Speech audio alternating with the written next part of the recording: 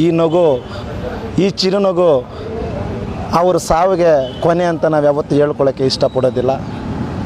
ನಮ್ಮ ಜೊತೆ ನಮ್ಮ ಹೃದಯದಲ್ಲಿ ಗುಡಿ ಕಟ್ಕೊಂಡು ಪೂಜೆ ಮಾಡೋಂತಹ ವ್ಯಕ್ತಿಗಳಾಗಿ ಇವತ್ತು ನಾವು ಬೆಳೆದಿದ್ದೀವಿ ಅಂದರೆ ಅದು ಒಂದೇ ಒಂದು ಕಾರಣಕ್ಕೋಸ್ಕರ.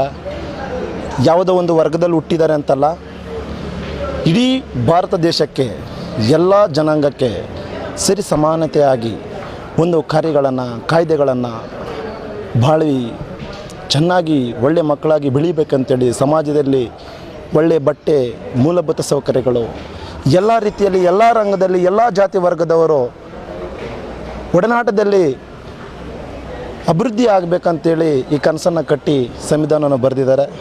ಅಂತಹ ದಿನದಲ್ಲಿ ಸಾವಾಗಿದೆ, ಬಾಬಾ ಸಾಹೇಬ್ ಅಂಬೇಡ್ಕರ್ ನಮ್ಮಲ್ಲಿ ಇಲ್ಲ ಅಂತ ಅಂದ್ಕೊಂಡವ್ರಿಗೆ ನಾನು ಒಂದೇ ಮಾತು ಹೇಳೋದು, ದಯವಿಟ್ಟು ಬಾಬಾ ಸಾಹೇಬ್ ಅಂಬೇಡ್ಕರ್ ಅವರು ಇಲ್ಲ ಅನ್ನೋ ಒಂದು ಮಾತನ್ನು ನೀವು ಮಾತಾಡಿದರೆ ಅವರ ವ್ಯಕ್ತಿತ್ವದನ್ನು ನೀವು ಅರ್ಥ ಮಾಡ್ಕೊಂಡಿಲ್ಲ ಅಂತ ಅರ್ಥ. ನಾನು ನಿಲಯಾರ್ಥಿಗಳಿಗೆ ಚಿರಋಣಿಯಾಗಿರುತ್ತೇನೆ.